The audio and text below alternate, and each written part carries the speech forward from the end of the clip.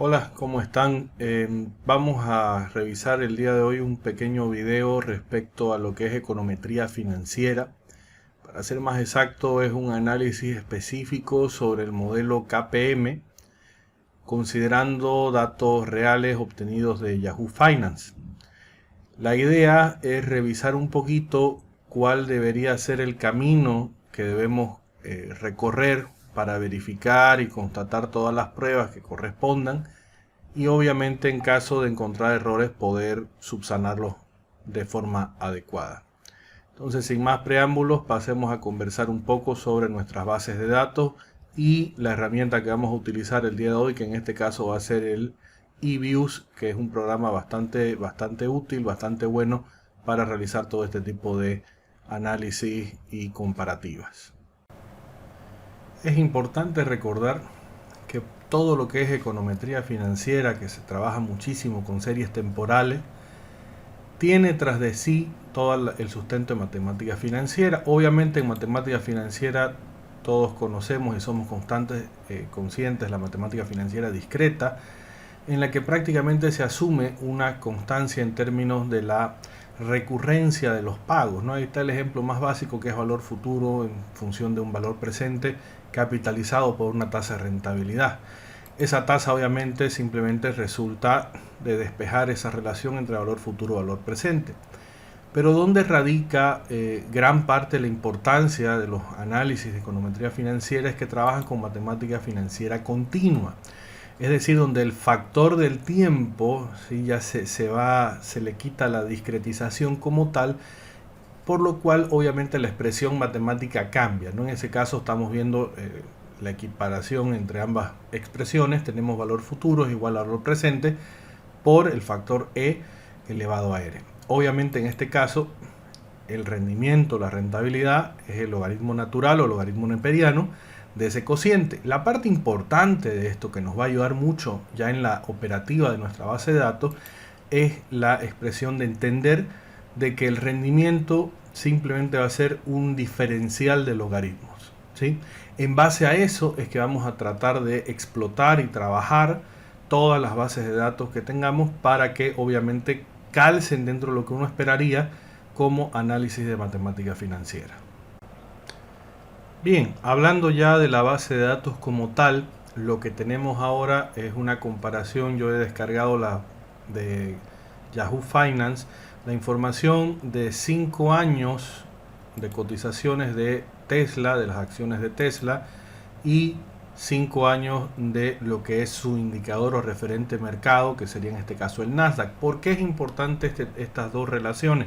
Básicamente porque el KPM, en su conceptualización original, el Capital Asset Pricing Model, desarrollado por Sharpe y otros en la década de los 70 del siglo pasado, establece principalmente de que el rendimiento, la rentabilidad de las empresas está en función en lo que sería o correspondería a la rentabilidad o rendimiento de el mercado en el que cotiza. En este caso estaríamos partiendo la hipótesis de que Tesla tiene algún tipo de relación con el índice Nasdaq de mercado. Ahora, ¿cómo lo planteamos esto en un sentido de poder extrapolarlo, de poder llevárnoslo a un archivo de eViews? En este caso lo que voy a hacer es simplemente crear una hoja nueva, ¿sí?, para solamente tener la información que nos interesa. ¿Y cuál es la información que nos interesa? La fecha, que está bien que lo podamos incorporar. Voy a poner los datos ajustados del cierre, ¿sí? Esto lo voy a llamar con su abreviación Tesla, o podemos ponerle directamente el nombre de la empresa, es un nombre corto, Tesla, no hay problema. Y por otro lado colocaremos acá el mismo dato de lo que es Nasdaq, ¿ok? Y le ponemos el nombre Nasdaq. Bien, esta va a ser la base con la que podamos trabajar. La verdad es que no soy muy amigo de dejar los Excel sin formato. Siempre es algo que trato de cuidar mucho. Visualmente ayuda. Es algo que siempre me inculcaron. No basta solamente con ser, también hay que parecer. En este caso tratemos de parecer un poco más ordenado. pese a que es indistinto para la lectura del software, ¿no? Pero acá lo que tenemos entonces es la lectura de los precios de las acciones de Tesla y las de Nasdaq. A esta hoja la vamos a llamar base. Y yo tengo ya este archivo guardado con el nombre base Tesla Nasdaq. ¿Ok? ¿Cómo hacemos para trabajar? Yo aquí tengo ya abierto, en mi caso, el Livius 12. Cuando uno abre el Livius 12, directamente le permite elegir entre varias alternativas. Yo le voy a pedir que podamos abrir una base de datos desde una fuente externa. Y justamente acá lo pone como ejemplo, como el Excel. En este caso yo voy a buscar esa base. La tengo en una carpeta. Y directamente, como la hoja que está abierta es la de base, yo puedo relacionar estas variable. ¿Ok? Lo bueno es que solamente está esta información en la hoja de Excel, por lo cual directamente podemos tomar la información tal cual está. Le damos siguiente. ¿Sí? Le damos siguiente. Acá podemos fijarnos de que directamente asume el programa de que la primera línea son nombres. ¿Sí? Ok. Bueno, le voy a poner de nombre serie 01 a la fecha, no hay problema. Acá vamos a colocar de que los datos tienen una especificación de serie temporal. ¿Sí? Y esa especificación de serie temporal tiene una frecuencia regular de 5 días por semana, empezando el 6 de febrero de 2017. Veamos si nos permite guardarlo con esto. Bien, ya tenemos creado nuestro archivo de Livius donde resaltan tanto Nasdaq como Tesla como series creadas. Si ustedes le dan doble clic, por ejemplo, a Tesla, pueden ver la base de datos con todas sus bases creadas, con todos sus datos, desde la fecha que le indicamos, que fue el 6 de febrero de 2017, hasta la última cotización disponible que tenemos. En ese sentido, vamos a considerar un análisis gráfico de este tipo de datos. Yo le voy a dar en el menú de View la opción Graph y fíjense lo que nos va a preguntar, el tipo de gráfico, básicamente un gráfico de línea, y le damos OK. Este gráfico, y permítanme que lo voy a ampliar, realmente nos ayuda mucho. Un autor al cual me gusta hacer referencia, me gusta mucho lo que escribe, Francis Diebold. Él hace mucho énfasis en el análisis gráfico. ¿Sí? Francis Diebold tiene una frase espectacular en uno de sus libros de introducción a las series temporales, Elementos de pronóstico se llama el libro, muy bueno. Y él dice, un mal gráfico es como una obscenidad. Es difícil describirlo con palabras, pero es fácil identificarlo cuando se ve. Entonces, por ejemplo, en este caso lo que estamos viendo es que los datos tienen un comportamiento bastante anómalo, ¿sí? Si se dan cuenta, hay unos crecimientos excesivos, extremos. Cuando empezamos a ver de 2017 a 2019, vemos un cambio de tendencia muy fuerte, y esto lo que nos indica es que estamos frente a un conjunto de datos que no son estacionarios. El hecho de que no sean estacionarios nos perjudica en una serie de pruebas que más adelante podemos conversar, por lo cual siempre deberíamos buscar tener datos estacionarios. La ventaja que nos da el programa es que podemos cambiar la visualización de lo que nos interesa. Por ejemplo, estamos viendo los datos tal cual han sido descargados de Yahoo Finance, pero podemos ver los datos en diferencia, por ejemplo, y ahí obviamente ya se ve, se nota una relación bastante importante cuando uno analiza ese corte temporal en el segundo trimestre de 2020, ¿no? Hasta antes de ese momento pareciera que es un proceso generador de datos, y a partir de ese segundo trimestre de 2020 arranca un nuevo proceso generador de datos. Pero ya es algo un poco más estable a efectos comparativos, ¿no? Es decir, no hay una tendencia marcada. También se puede ver en diferencias respecto al año anterior. Esa es la ventaja de analizarlo como series temporales. Obviamente se pierde una cantidad importante de data. También podemos verlo como logaritmos, que en esencia, si hacemos la analogía, lo único que hace esto es cambiar la escala de los datos sin procesar, los datos en nivel. ¿Sí? Es prácticamente lo mismo, solo que con una escala más pequeña. ¿Cuál es el gráfico que nos debería interesar cuando hagamos econometría financiera? La diferencia de logaritmos. Porque este es el gráfico que no debería, primero que nada, tener tendencia, y segundo, mostrar un comportamiento similar al que podríamos encontrar en un ruido blanco. Es decir, en un shock de distribuciones normales, de innovaciones normales a lo largo del tiempo. Entonces, este tipo de datos ayudan bastante a entender por qué es útil, por qué es importante para nosotros poder utilizar los logaritmos en diferencia. Bien, pasando directamente al modelo de regresión, que es el que nos interesa. La forma más rápida de hacerlo es en el menú de Quick Estimate Equation. Y aquí es importante analizar y aterrizar un poquito el tipo de modelo que vamos a tener. Vamos a definir como nuestra variable dependiente, ¿sí?, a la variable de Tesla, pero como diferencia el logaritmo. El código sería de log Tesla. Entonces, ¿esto qué significa? Va a calcular la primera diferencia de los logaritmos de Tesla. Es importante hacer esta aclaración. El comando log en el EBIUS es logaritmo natural, ¿sí? A veces uno suele tener esa confusión de que ese será logaritmo natural, será base 10. No, es logaritmo natural.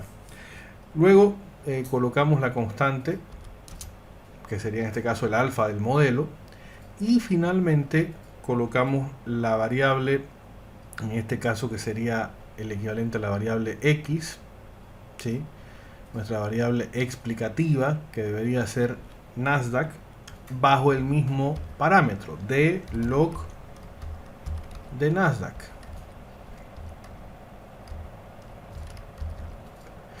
Mantenemos el mismo método, que en este caso es mínimos cuadrados, y también mantenemos la muestra completa, ¿no? Estas son opciones que nos da el programa, que si quisiéramos cambiar de método o si quisiésemos, por ejemplo, recortar la muestra. Por ejemplo, si quisiéramos verlo a partir de 2020, que es donde veíamos que tenía esos cambios, pero veamos la muestra completa de los 5 periodos de tiempo. Una vez hecha esta definición del modelo, directamente planteamos aceptar. Y acá lo que estamos viendo ya es nuestro modelo de regresión.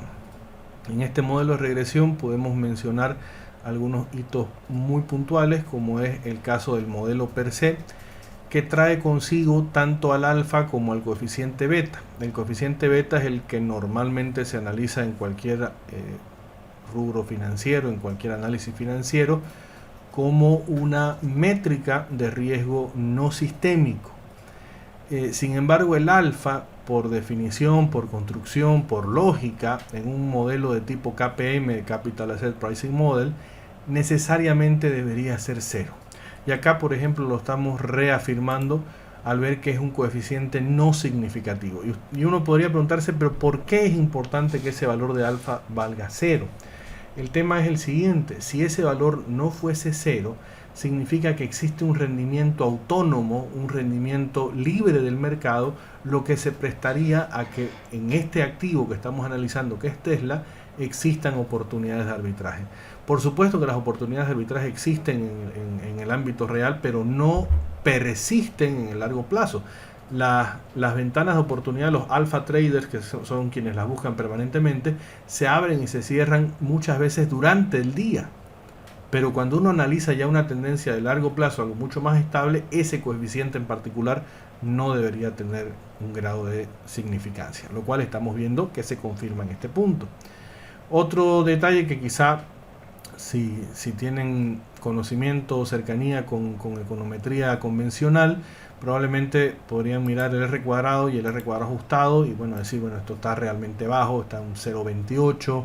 Recordemos que el R cuadrado como coeficiente de terminación varía entre 0 y 1, mientras más cerca 1 esté, teóricamente el modelo representa de mejor manera la volatilidad de los datos de la variable dependiente. Sin embargo, en este tipo de análisis, personalmente yo soy más de la idea de revisar los criterios de información. Tanto el de Akaike, el de Schwartz, que es el criterio bayesiano, usted lo puede encontrar quizá en otro software como el criterio BIC, Bayesian Information Criteria, y el criterio de Hannan Quinn. Los tres básicamente definen la misma mecánica, el mismo criterio, que es hacer una prospección sobre lo que serían los errores fuera de la muestra. Es decir, cuando nosotros utilicemos el modelo para proyectar, cómo quedaría ese ajuste por fuera de la muestra. La diferencia entre un enfoque y otro es el castigo que le dan a esos errores en función de los grados de libertad. ¿Ok? Otro detalle interesante que pudiésemos mencionar en este punto es el p-valor de la prueba F, que en este caso evidentemente nos muestra una prueba altamente significativa, donde prácticamente lo que estamos discutiendo es que el modelo sí tiene relevancia, sí tiene pertinencia, existe una relación entre lo que es el rendimiento, la rentabilidad de Tesla, con lo que es el rendimiento, rentabilidad del indicador Nasdaq del mercado. Otro indicador interesante que se puede discutir acá es el criterio de Darwin-Watson. Probablemente lo conozcan dentro del marco de econometría convencional. El Darwin-Watson esencialmente es un indicador que varía de 0 a 4 y habrá que revisar los valores específicos, pero en términos generales y una regla práctica es mientras más cerca a 2 se encuentre, mejor, porque significa que no existe el problema de autocorrelación de los errores. Entonces lo que vamos a tratar de empezar a ver ahora es, una vez ya teniendo el modelo definido, cuál es la relación del cumplimiento de los supuestos principales sobre el modelo, y si encontrásemos algún supuesto que está siendo vulnerado, qué solución le podemos encarar.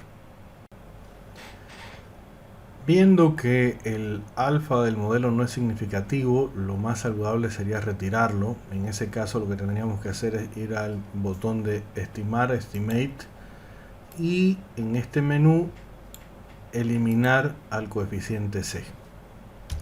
Simplemente haciendo esto nos va a quedar un modelo en el que solamente esté expresado en función de el beta para la relación Tesla en función de Nasdaq. Ahí tenemos el beta, que en este caso sería 1.45, con la misma o el mismo análisis de significancia, es un coeficiente altamente significativo, y obviamente lo que estamos visualizando en este punto es que no han variado en ninguna medida los otros coeficientes, ¿no? Como es el caso de los criterios de Hannan Quinn, Schwartz y Akaike. En realidad han mejorado un poco, han disminuido estos indicadores. Mientras menores sean, mejor será el modelo. Luego tenemos el Darwin-Watson, que igual está cercano a 2, por lo cual podemos empezar a conversar sobre algunas pruebas y test que hacer sobre los errores. Uno de los temas que estábamos tocando con el Darwin-Watson es justamente la autocorrelación. Nosotros podemos ir al menú de View y buscar la opción de diagnósticos de los residuos. En diagnósticos de los residuos nosotros podemos revisar varias opciones. Algunos que recomiendo directamente para trabajarlo son lo que sería el análisis de la correlación serial a través del test LM. Nos va a preguntar la cantidad de rezagos sobre la que queremos trabajar. Está bien, digámosle que con 2 está suficiente. Y en este caso, como en la mayoría de los tests, el menú nos va a arrojar varios indicadores, pero el principal debería ser para nosotros la significancia del factor n por el r cuadrado, es decir, n por el coeficiente de terminación. En este caso lo que estamos viendo es que ese coeficiente n por r cuadrado no es significativo, por lo cual en definitiva la hipótesis no debería ser rechazada. ¿Y cuál es la hipótesis en este caso? Aquí claramente lo indica, que no existe una correlación serial, lo cual nos indica que no tenemos problema de autocorrelación en este modelo, lo cual es fantástico, porque lo que nos dice es que los errores como tal no tienen una codependencia respecto a sí mismos en periodos de tiempo pasado. Es decir, el error de hoy no está en función del error del día de ayer ni el día de anteayer. ¿Ok? Entonces este es un test importante. Otro test importante es el de la normalidad de los residuos. Para eso buscamos en el menú de View, diagnóstico de los residuos, y buscamos la tercera opción que dice histograma y test de normalidad. En este caso nos muestra el histograma de todos los errores, el cual presenta un comportamiento evidentemente simétrico. Nos muestra varios estadígrafos, como es el caso de la media, que en promedio es muy cercana a cero, lo cual debería ser tratar de mantenerse en ese sentido.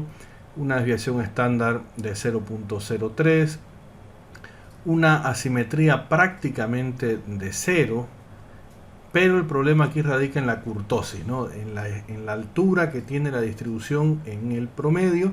Por ende, lo que nos está diciendo es que existe la presencia de algunos outliers, de algunos valores atípicos en los extremos de la distribución. Esto se confirma cuando podemos lecturar el valor de Harkevera, que está realmente alto. Cualquier valor por encima del 5.99 o 6 redondeando, ya sabemos de que eso va a rechazar la hipótesis de normalidad, lo cual estamos viendo acá con el p-valor del Harkevera, con esta probabilidad de 0% que rechaza la hipótesis de normalidad del modelo. Entonces ahí tenemos un pequeño problema que honestamente yo diría es el menor de los problemas, porque al final de cuentas estamos frente a 1259 observaciones, un tamaño de muestra bastante amplio, que podría ayudarnos a paliar un poquito el tema de la falta de normalidad en los errores. No digo que sea totalmente descartable el problema, simplemente que es paliable, es administrable en función de la cantidad de datos que se tienen. Finalmente, el último test que me gustaría realizar sobre los errores para validar este modelo, si es que lo podemos considerar cerrado o no, es el análisis de la heterocedasticidad, es decir, de la varianza constante o no que puedan tener los errores a lo largo de nuestro modelo.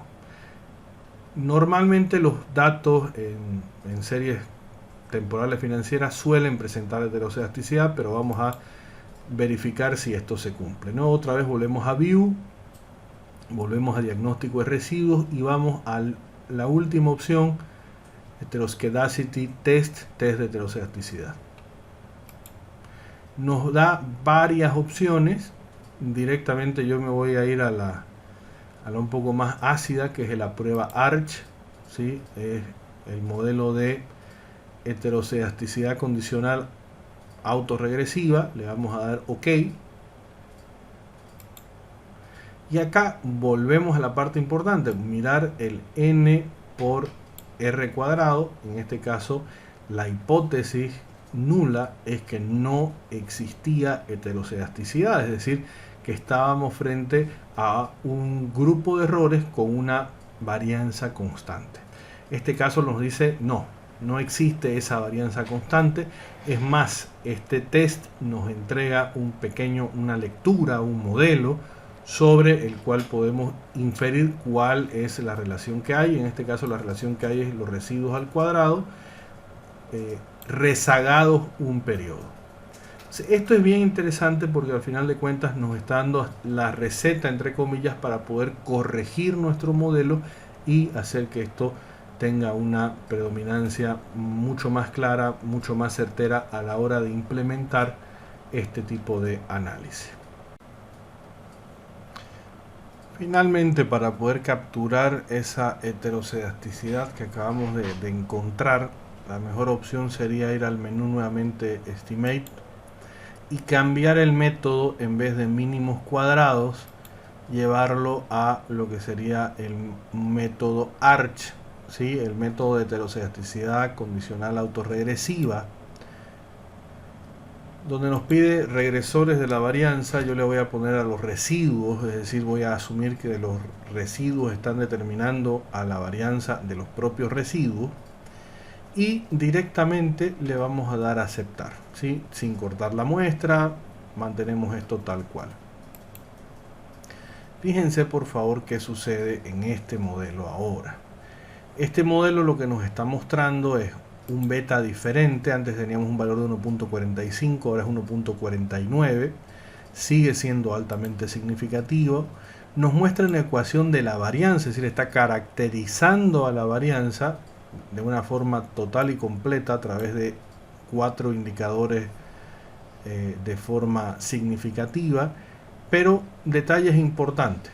El criterio de Akaike, de Schwartz y de Hannan Quinn son menores que los anteriores modelos, por lo cual, por un criterio de decisión, deberíamos decir que este modelo es mejor que el anterior, ¿sí? Porque el anterior era negativo 3.9, me parece, este ya está por negativo 4.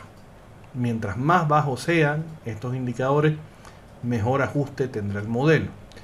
Otro detalle importante es que mantenemos el Darwin-Watson cercano a 2, por lo cual estamos también frente a un modelo que no presenta heterocedasticidad ni presenta autocorrelación. Lo que sí va a seguir presente con total seguridad es la no normalidad en los residuos. Obviamente ese tema, como les decía, pasa a un segundo plano por la cantidad de observaciones que tenemos. Por teoría de los grandes números podríamos obviar esa situación. No es lo óptimo, pero bueno, digámoslo así, es el supuesto que podemos vulnerar con mayor tranquilidad. Bueno, esa era un poco la propuesta de pruebas, de test a seguir para desarrollar un modelo basado principalmente en series de datos financieras, como estábamos viendo, datos reales obtenidos de Yahoo Finance, con un procedimiento relativamente sencillo, ordenado, que nos permitía tratar de encontrar el mejor modelo posible. Siempre es bueno recordar para qué sirven los modelos a través de econometría, independientemente sea econometría financiera, convencional o de cualquier otro tipo. Al final de cuentas sirven para generar un modelo, es decir, para capturar un comportamiento, para generar proyecciones o en su defecto para generar políticas o, en vista de lo que sería un análisis empresarial, una gestión de toma de decisiones. Entonces, en ese sentido, espero que el video les haya sido de utilidad. En caso de necesitar alguna consulta o si tienen ideas de algunos temas que se pudiesen tocar a futuro, bienvenido sea, y lo voy a estar revisando en los comentarios. Bien, nos vemos en la próxima, que espero que no tarde mucho en sacar un siguiente video y que nos veamos pronto. Hasta luego.